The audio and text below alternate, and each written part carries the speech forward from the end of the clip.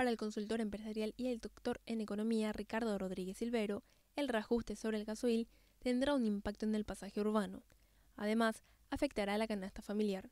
Y en general, de todos los combustibles, pero concretamente del pasaje urbano, va a tener repercusiones inflacionarias en el país. Pero hay que saber que el componente del costo del combustible en la estructura de costos de las empresas difiere según el tipo de empresas. Hay empresas en las que no incide el aumento del precio del combustible, ni siquiera un poco. Por ejemplo, las empresas que prestan servicios o las empresas que venden artefactos electrodomésticos y para el hogar y la oficina. Esas empresas no están trabajando con combustible en forma directa.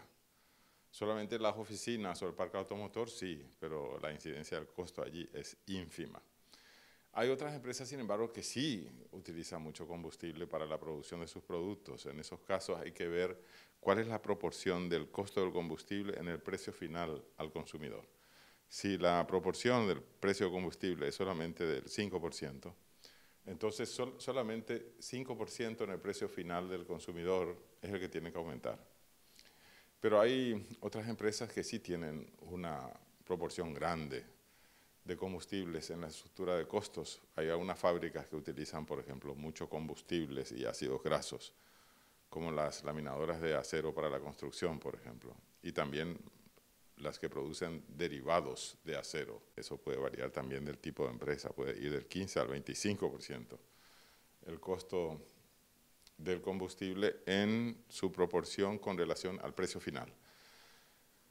De forma que lo que se puede decir en términos generales es que todas las empresas van a estar muy poco afectadas o considerablemente afectadas o muy afectadas por el aumento del costo de los combustibles y es difícil sacar allí todavía un promedio nacional, pero que va a tener una repercusión inflacionaria, sí, y por eso ya el gobierno ha establecido también el aumento del costo del pasaje de 2.000 a 2.200,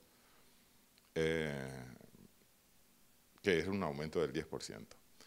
Pero a partir de allí van a producirse otros aumentos en forma de efecto concatenado, o sea, es la concatenación de los aumentos en el precio de los combustibles la que se va a producir en los próximos días. Por ejemplo, los pasajes al interior también van a cambiar, van a aumentar. Y hay muchas otras actividades que están relacionadas con combustibles que también van a aumentar de precio.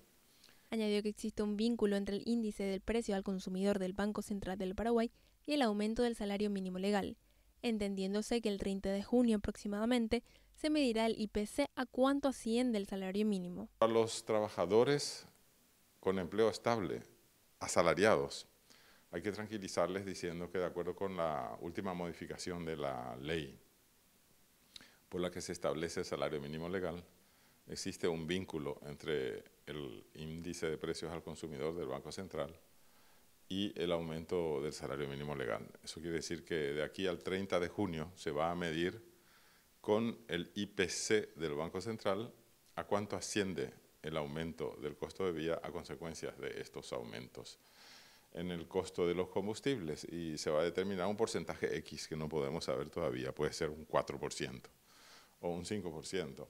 Entonces, automáticamente el salario mínimo legal va a aumentar a comienzos de julio en esa misma proporción. Finalizó mencionando que este reajuste afectará principalmente a los trabajadores informales que no reciben reajustes salariales.